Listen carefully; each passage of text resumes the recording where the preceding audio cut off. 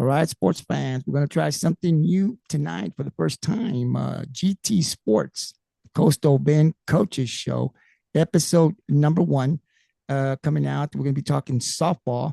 And so this is something new that I'm starting tonight where I'm going to go around, talk to different coaches in the Coastal Bend area to talk about their program, their players and stats. And we've got so much talent in the Coastal Bend area that I thought I'd go around and just kind of invite coaches from different sports outside of football to come in when they have time and talk about their program and their players. And we'll recap certain games that they played. We'll preview some upcoming games that they got. And I think it's going to be a lot of fun. So hopefully we're going to get a lot of coaches, different coaches from the Coastal Bend area that'll come on and talk a little bit. These podcasts will last about a half an hour.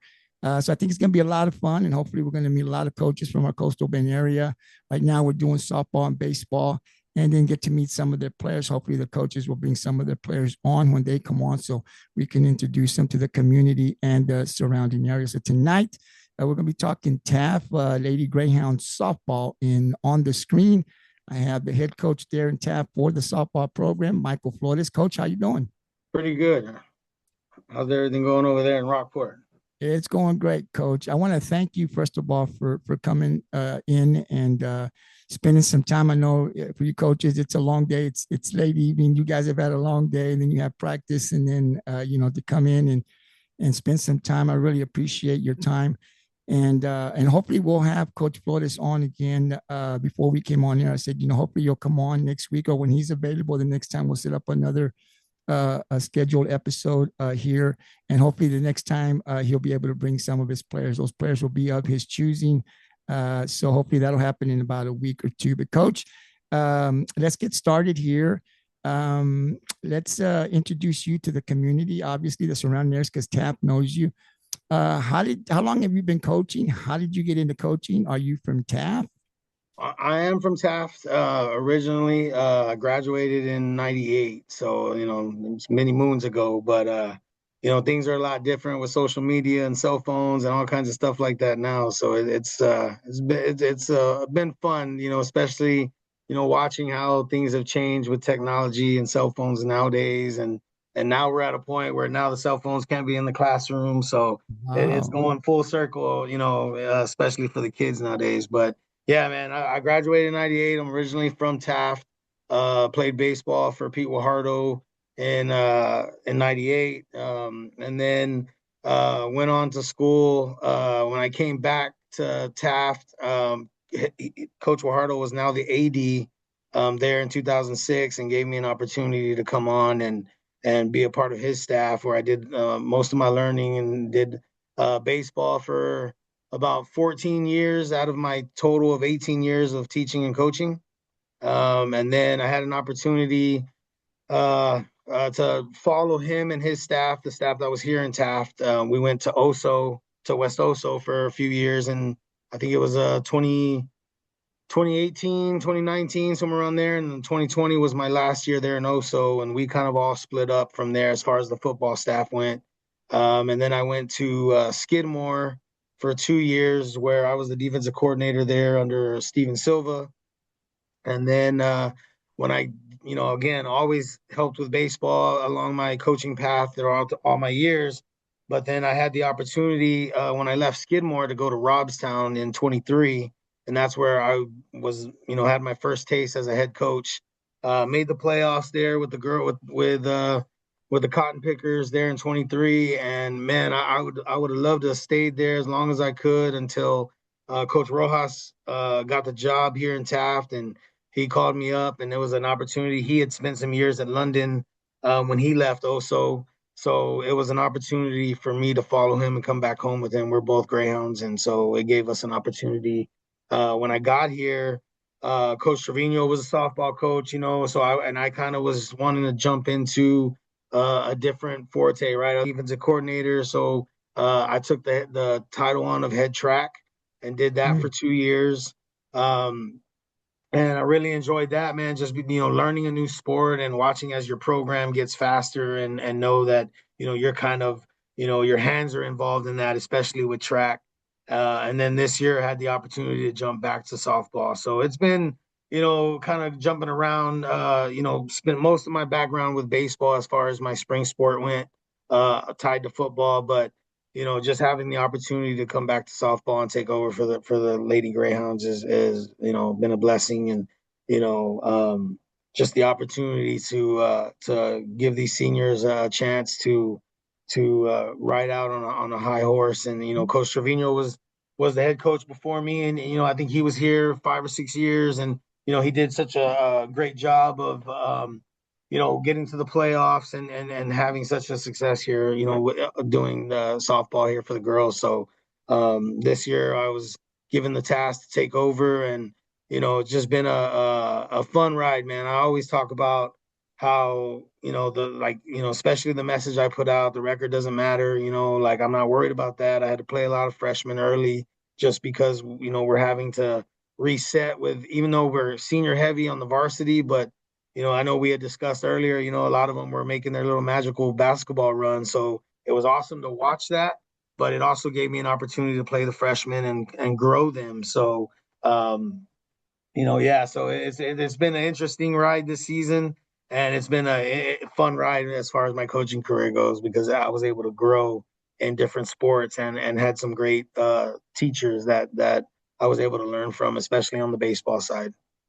Yeah, my son, when he got out of, he played sports. I put him in sports when he was very young, and as soon as he graduated, he went in to coaching, and yeah, he learned a lot from some of the older coaches that coached him. Right, so when you're young, if you're lucky, you get to come back and coach for your alma mater where you play. That's always special, right? Like, if you can always come back, if you have the opportunity to come back where you graduated and played, man, most coaches, if not all, are going to take that opportunity, right? Because it's special. You played there. It means, I mean, you want to win wherever you go, but I think when coaches can come back to their old alma mater, it's special. That hits home, right? So when you get that opportunity, most coaches will. My son, for the first couple of years, experienced something good. He had some really good teachers, and learned a lot. Learned a lot from some of the guys that used to coach him. Now he was on that coaching. He was playing football for these guys. Now he's on the sideline coaching, learning from him. So it was great as a father to be able to see him grow into something that I know he's loved since he was a kid. And then, of course, obviously, you guys, like you said, when you look at Taft's record, obviously, you took a couple of L's early on, but, you didn't have your full team. And what a run, right? Congratulations to the Taft Lady Greyhounds basketball season. I mean, I don't know, we see you win one. Okay, here we go to the next one.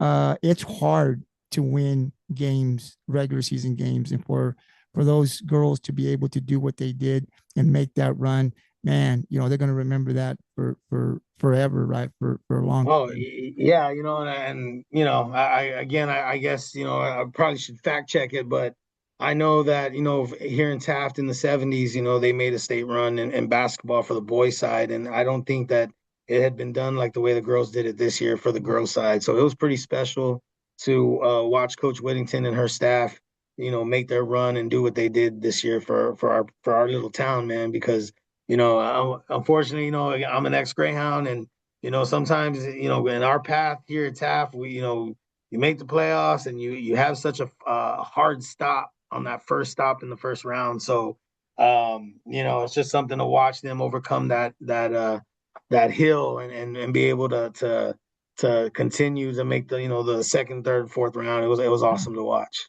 Oh, it is. And I think for the younger girls there in TAP, in any program, right, it can be done. Just because you're from a small town doesn't mean anything, right? If you play tough.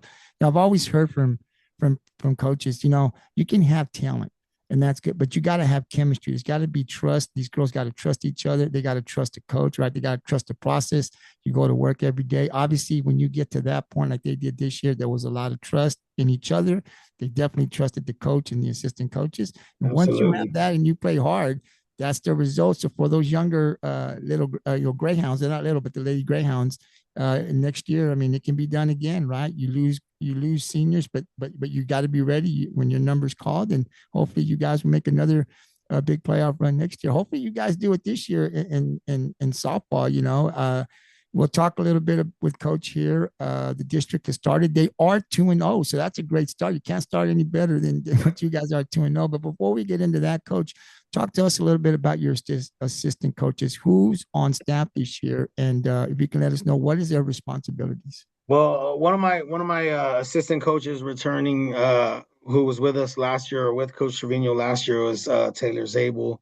Young teacher, young coach. Always willing to learn and be around the program and always asking questions. And so wanting to learn and again, it's her second year teaching, and so she's still grasping everything that we throw at her. And I know a new coach comes in this year like myself, and now I'm throwing totally something different that maybe Coach Trevino did a different way or whatever. So for her to just grasp everything that's come her way in the last 2 years, she works hard and always wanting to ask questions and want to learn. So that's always a blessing when you have a coach like that who wants to ask questions and learn. And I always tell her, like, hey, man, don't ever stop asking me questions. Don't think that you're bothering me. Like it's my job as the head coach to teach you not only what I want, but to teach you what you don't know. And her being young and so it's been an honor to have her just stay on board with us as I took over.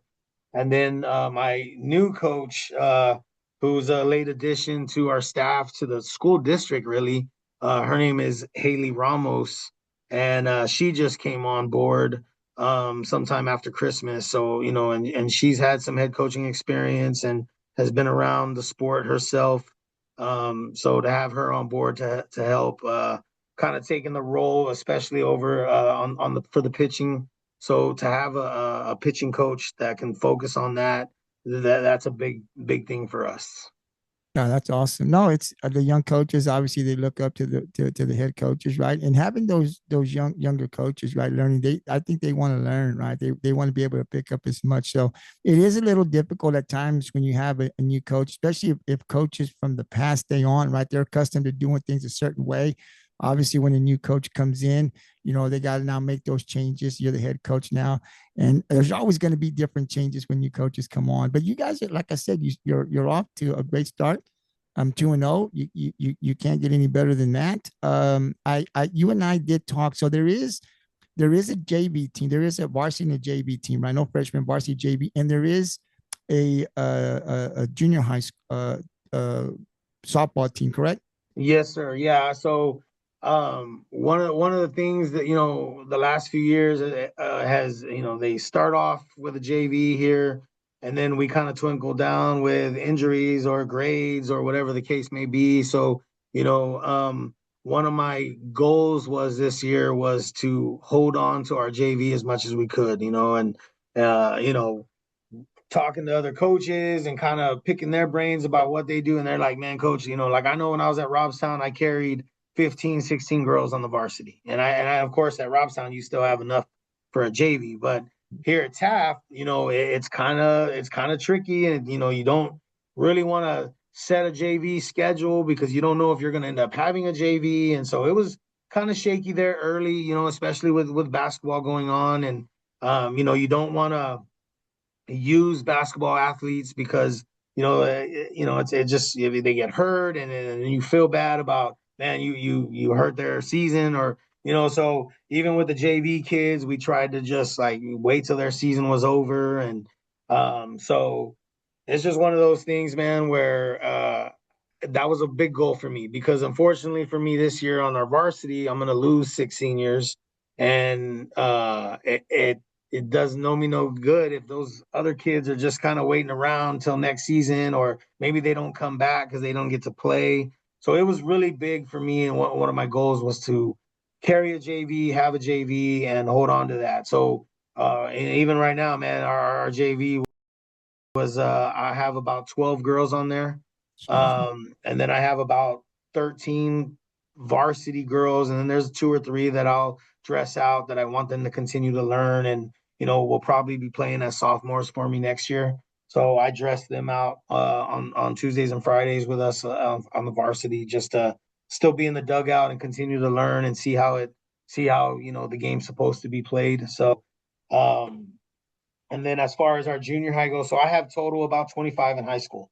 So uh, at our junior high, I have with 7th and 8th grades combined, I have about 24, 25 girls also. So it's pretty neat to see that, man. I joked around with the girls one day.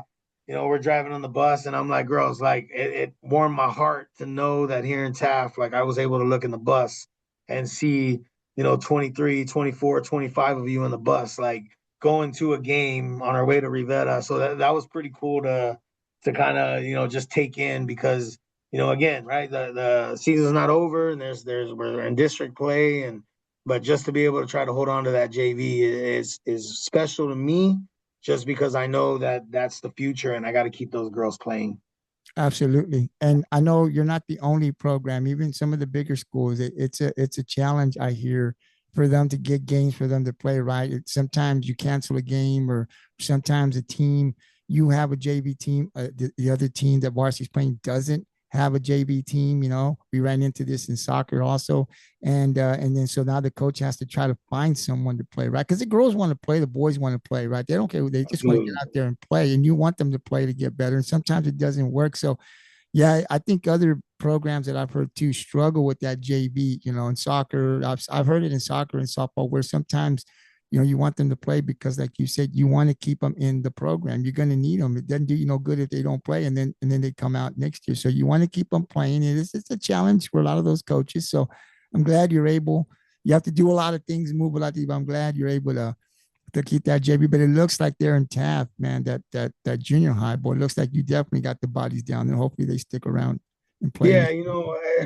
you know that some, there's programs all around the area, man. Select ball, travel ball. It's so big. It's almost taking over, right? And you if your girls don't play or don't find a way on a team or can't afford it, like it could hurt you, And some programs, they get three or four girls, and that's what it takes to be able to at least have a fight for the playoffs because those girls have played a lot and playing a long time. And here in Taft, man, like I, out of let's just say 40 girls, if I could get three of them on the team or playing somewhere, like that's awesome for us, So it does make it a little difficult, but man, I've always coached the same way, man. I try to coach hard, and I'm gonna coach who's there, and if you're there and you don't have the ability or the privilege to do select ball, travel ball, man, I'm gonna coach you,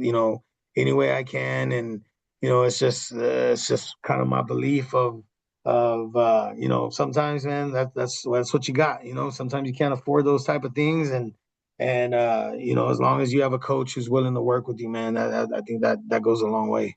Absolutely, absolutely. The same thing with youth ball. I watch it in youth ball. To tell you a little quick story. I was in baseball 4 years ago is when I really started paying attention to softball.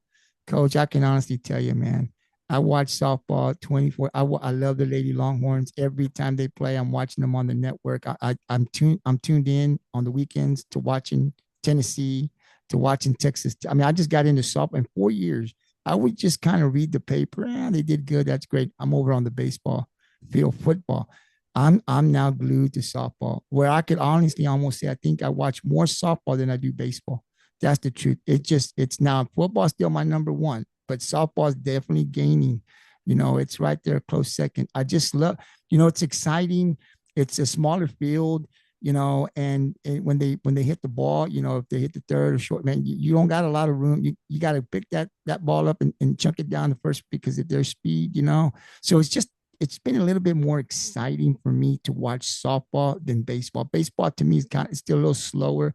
Softball is a little faster. So, yeah, I tell you what, man, it's funny you say that because that year 23 when I was at Robstown, like first runners at first and third, and the catcher's looking at me like, "Coach, you gonna call something?" I'm like, "Oh yeah," like you don't have that time like you did in baseball, and so yeah, it was fun. It was fun to adjust to the speed of softball, and I tell, like, I know I talked to Coach Bondia, and I'm like, I always love baseball. I love watching it, but I just don't know if I could go coach it again after coaching softball, just because the speed and the tempo, and there's not a lot of standing around. And I always love that battle you have with baseball, the pitcher yeah, and yeah. that moment right before he throws the pitch. But man, with softball, just the speed of it is it's a fun ride when you're coaching it. It's exciting. I tell you, I love it. Awesome. The 2026 roster, coach, if you have it there, who's on your team this year? You said you had six seniors? I do. You want me to just go down the list of our roster, or how do you want me to? However you want to do it. So right now I have number one, Josette Aparicio. She's a senior, does most of our pitching, also plays some second and some short. Juliana Castro is a freshman outfielder. Maddie Ortiz, a freshman infielder. Julissa Garcia, shortstop senior. Um, she's a returning starter from last year, also as well as Josette. But Julissa had to catch for me a little bit throughout the preseason this year when we were waiting for our basketball girls. One of the basketball girls was our catcher. Alina Balderas, she's a junior, third baseman. Daviana Mendez, senior, uh, first baseman. Daviana Sandoval is a freshman center fielder. Natalie Rodriguez, sophomore, second base. Alexis Tunches is a senior left fielder. Marisa Cortez, the senior catcher. Riley Hernandez, junior outfielder. Riley Swift, a senior, and she's kind of our utility player. She's played second for some big games for us, and she also is an outfielder, killing the ball right now at the plate. Leah Driver, senior DH, an outfielder. Uh, Najet Ortiz, junior catcher. Yaneli Rios, a junior outfielder. Sierra Padilla, freshman, first base, and then Marilena Fuentes, a DH outfielder. She's a junior. Okay, so that is your 2026 Taft Lady Greyhounds softball team, and a couple of seniors. You won't. Sounds like the pitcher that you use most here, Joe said, will be leaving, graduating, right? Yeah, Yes, sir. and Yes, sir. so Yeah, it'll be tough for her when she goes after her senior year. She's done an exceptional job in the circle. yeah. Well, I told you earlier she was family, right? She's my Yes, little sir. cousin. And yeah, we're so busy down here that I follow them on Game Changer. I think I saw one game when she was in middle school, but I just haven't had an opportunity to go out there. So the best I can do, because when they playing, these other schools that we're committed to are playing as well. So we're out there a lot, but we Yes, keep sir. track of them as much as we can, like if there's a live stream or something. But I've definitely heard. I know she's put in a lot of time, like I'm sure all the other girls have. And so it's great. So you're losing a couple of seniors, but you got some, pretty much some of them returning back. So that's a good thing. You obviously we talked about the non-district. Obviously, it was a little rough for you guys because you didn't have your full team, and then when they come on, they got to kind of get into the mindset of softball and away from basketball. So it takes some time to adjust, right? But once you got into district, because that's where it counts, right? You guys are 2-0, right? So you played Aransas Pass. You just had a game against George West. The offense seems like it's exploded in both of those games. A lot of runs. Pitching's been good because you basically held them to, I think, 3 runs in 2 games, if I remember correctly. So the team is Yes, sir. off to a great start. Just talk a little bit, recapping both of those games. What do you remember about the team offensively? Obviously, they were going, and just how you were able to shut down those two teams. Well, it's easy when you have a senior pitcher, man. As far as as the defense, our defense has been a little shaky at times. Preseason was what it was, just because we had those younger girls out there and learning, and again, it goes back to how much ball do they watch and how much ball do they play, in between season and stuff like that. So it was an obstacle, but man, like I told you before, it was just they have to play. Like my presence in the coaching, trying to tell especially like some of those seniors that didn't play basketball, like don't worry, be patient. Like they have to learn, show grace.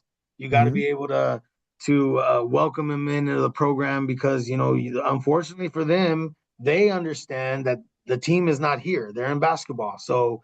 Uh, and that can, maybe hurt some feelings if they take it that way, or so that's why it was important for me to have the seniors that didn't play basketball that were on the team like show grace and continue to coach as well as myself, because you got to teach them, if you're ugly to them, and then why do they want to come out, why do they want to be a part of it, and you want to show them.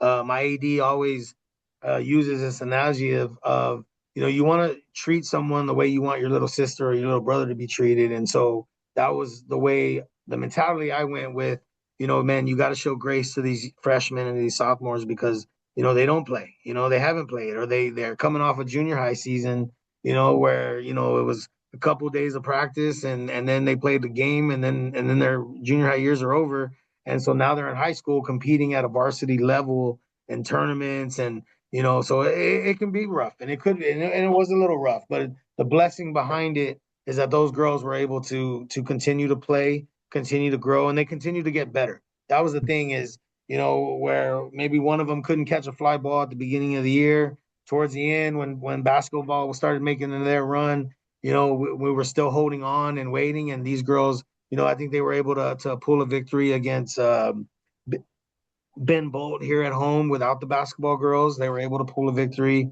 against Port A in a tournament. So it was a kind of a win for me because it was I was able to do that with those freshmen and with those younger girls that don't play a lot or hadn't played a lot. So it was key for that.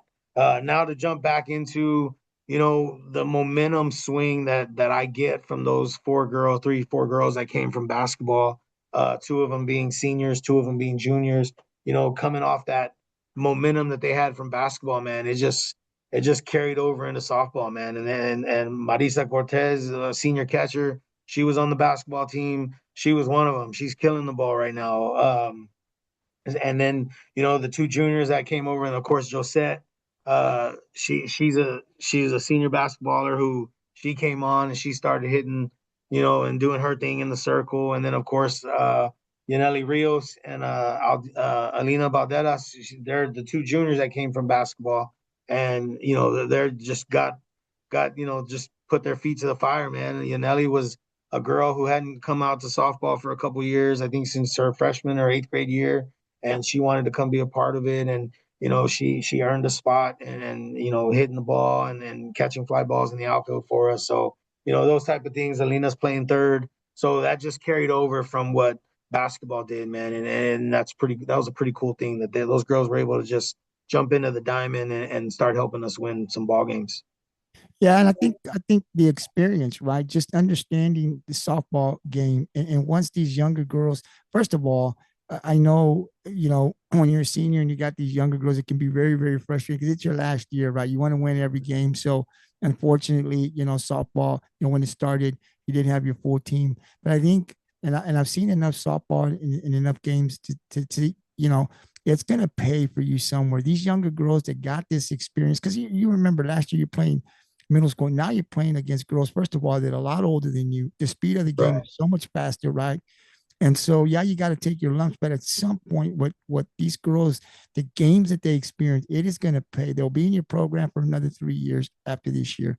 That experience is going to carry somewhere along the line. It usually pays for your program, right? It's a tough road right now. We were taking those L's, but that experience will carry them into next year, the rest of this season, and they'll know, right? Okay, we've already been through it. We understand it. So at some point in their junior or senior year, if not next year, that those games that they played and they were hard is going to pay off, right? And they're going to be better for the experience that they received this year. So I think that was great in that aspect. There's something good usually comes out of that when you play your younger players.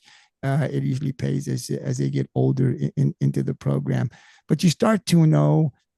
You can't start any better than that. That's really great. There's a game now on Friday where the Lady Greyhounds will be at home. Coach, that game varsity starts at 7. It'll be at 7, yes, sir. And it's we got teacher appreciation night that night and stuff. So there'll be, and of course us and West Oso being 2-0. I know they're I hate to say it this way, but like they're shocking the softball world and because of what they do in basketball and what they've done in football and and now to see and I coach there, so I was around when I was there. I did baseball and just to see what the coaching staff has done there right now and what they're doing. It's exciting for the Coastal Bend because that's another Corpus school who's off to a hot start.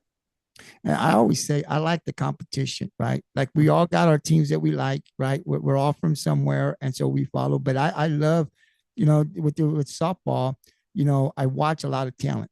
Bishop, Santa Gertrudis, right? These little schools. I mean, they're ranked, right? I think SGA I saw today was ranked 2.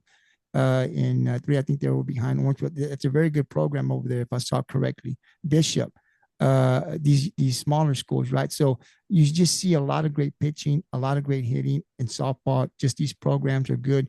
And, we want to be a small part of just being able to shine light on the coastal bend and the talent that we have here. When you think of softball, right? Honestly, for me, because when I think of West Oso, I'm thinking football and basketball, right? That's what I know. That's what they were good when I was in school. That was back in the 90s. But you don't ever kind of think of them being one of the top softball programs. But you're right. They're doing some amazing things over there. That's a credit to the coaching that they have over there. And now they travel because these two teams will play twice in district, but on Friday they'll be coming to Taft. So we invite all of the Taft fans, the community to come on out. It's really, really important, coach. This is what I always say when I come on. I say, man, coaches coach, players play. So what's the responsibility of the community? These are your kids, right? These are the kids that play for your community, right? When you get an opportunity, it's really important to go out there and support them, right? That energy that the community brings, right? It means a lot to you, to your coaches, but to the players, right? They look in those stands and they see all those, the community and being loud. It makes a difference. That energy goes from the stands into that field, and you could be the deciding factor in a win in a close game. So, especially when you're at home, I know it's a little hard when you travel, but at home, you got no excuse, man. You got to have the fans out there and be loud. So that game will be on Friday. For the community of Taft, come on out. Your team 2-0, right? And this is a tough game because West Oso is coming in undefeated district. The Lady Hounds are undefeated, and so it's going to be a good one. You definitely don't want to miss it, Coach. So it's going to be great. The keys to victory, Coach. What do you need to see? What are the keys to victory for your team to get that win over West Oso on Friday? Well, I think that it's going to come down to the key defensive mistakes. That they've played well defensively. We had them at our tournament early on in the season, and we were the first weekend tournament, and I was able to see what they're doing, and then I was at that junior high game last year, and I noticed like, oh man, like these girls are going to be some trouble next year in high school, and and knowing when I was taking over, and that's the first thing I said was like, man, I remember because my daughter, she was at that, she plays for our junior high, and I'm like, man, this team's gonna be pretty tough. Watching some of the girls that they had, and now watching it carry over and see how hot West Oso's playing right now, it's pretty cool. But at the same time, I know that on Friday, we're locking up, so um, you know, at the same time, man, I think for us, I think we just got to continue doing what we're doing. Like you mentioned, we're 2-0 because of our hitting. I think right now, we have a couple girls that, we're Riley Swift last week against Aransas Pass. She went 3 for 3 with 6 RBIs. This week she went 3 for 4 Tuesday against George West. So she's hot right now, and she needs to stay hot. And I have 5 hitters hitting over 400 right now. So, and again, Daviana Mendez, senior, Jalissa Garcia, junior, Marissa Cortez, senior, Riley Swift, senior, and JoJo Josette Aparicio, senior. So those girls right now are hitting the ball, and they're hitting the ball well. And we have to continue to do that to give ourselves a chance, because I know that, Oso is going to score points. I know, I mean, they're going to score runs. Like, I mean, I see what they're doing, and they're doing a good job. They have a good coach right now. I believe, again, not to fact check me, but I believe she was at SGA when she played high school, and I think she was a part of that state run that they had when she was in school, or not around that time. So I know that she knows what she's doing because she had a good softball coach there with De Los Santos. So I know that they're doing some good things, man, and it's special to watch. But at the same time, like it's gonna be, I think it'll be a fun game on Friday. Whoever just minimizes the mistakes defensively, because I believe that they're gonna hit the ball just because of what they do, whether they're trying to do small ball or they're fast. So, they slap the ball and they're around the second before you know it. So, I joked around with one of the girls today at practice. I said, man, those girls from Oso, they can slap the ball and then all of a sudden they teleport to second. So, Mhm. that's something that we're going to have to minimize our mistakes defensively. And, um, we've only played 5 games with like you said earlier, with our complete team. So we're still trying to put it together defensively.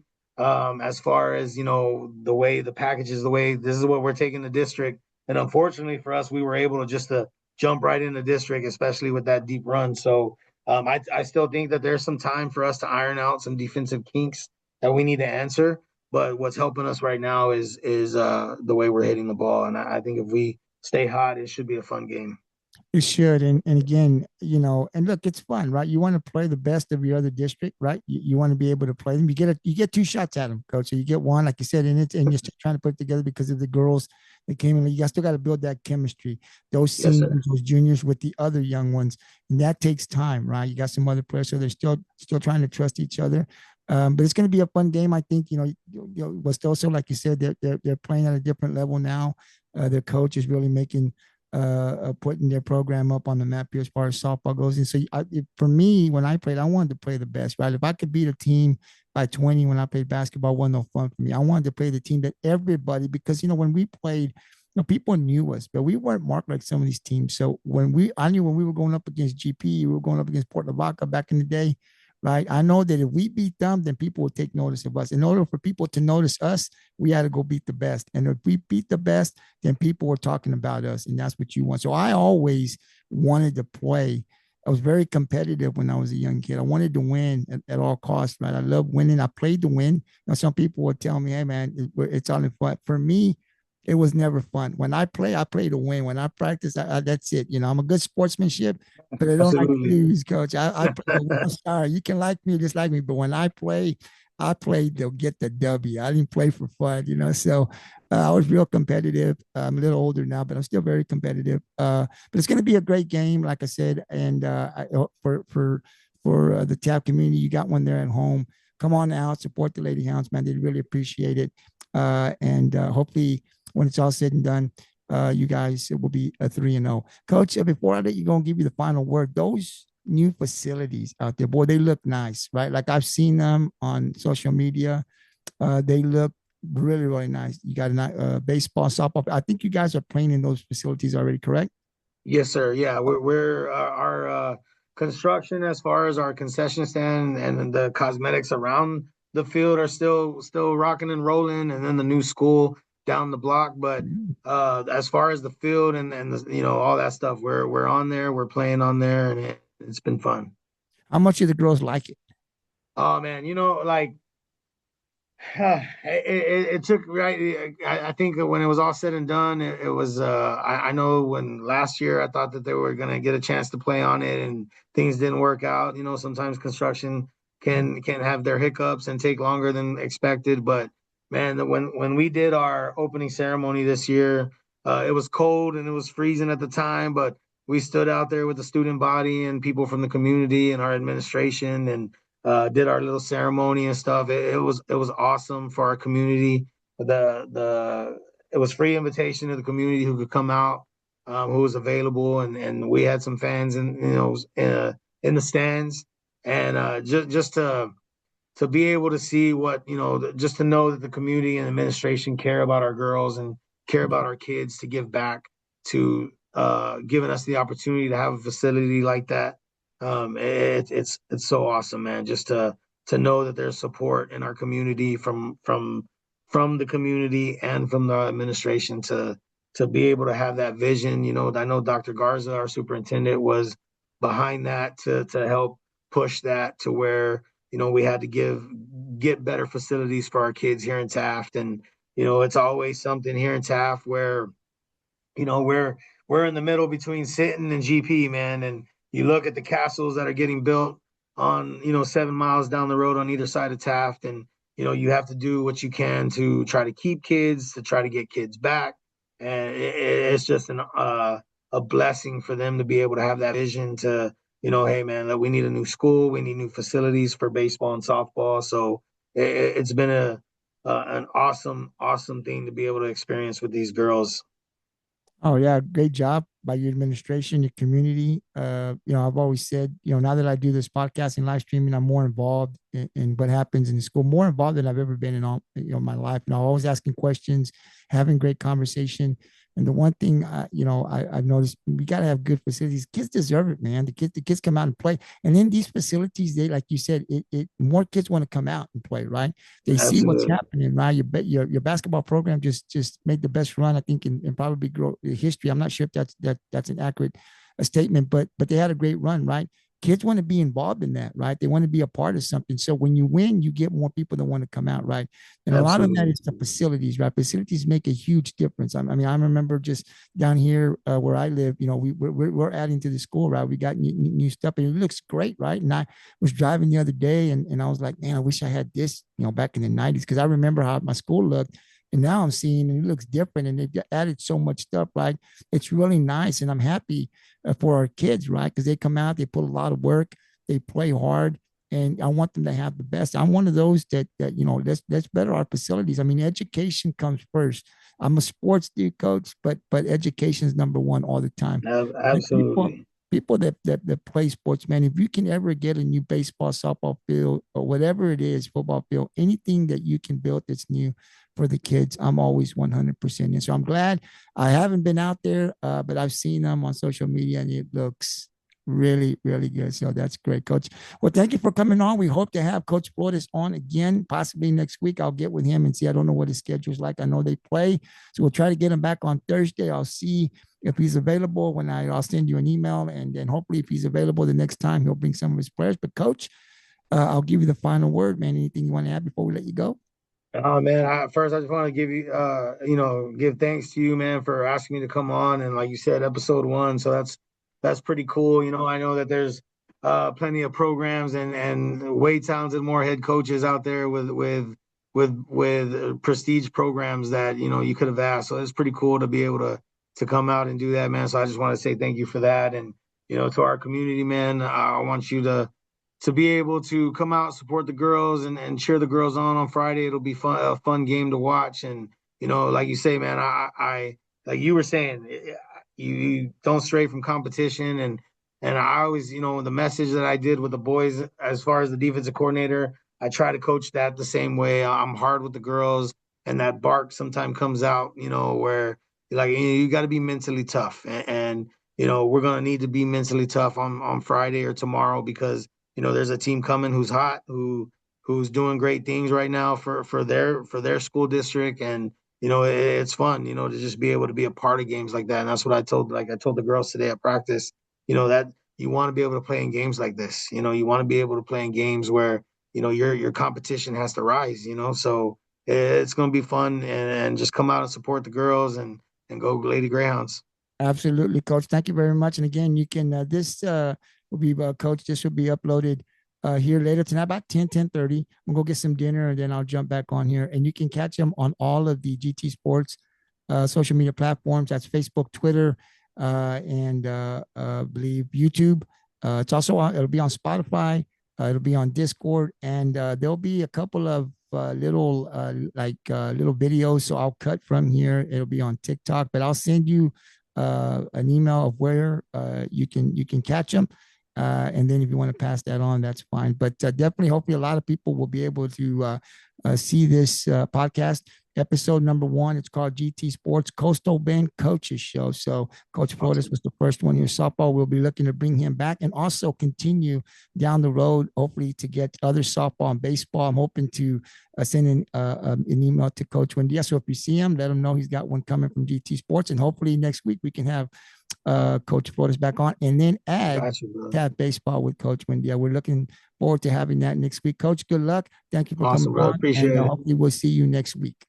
All right, man. Thank you for having me. Thank you for coming on. Yes, sir.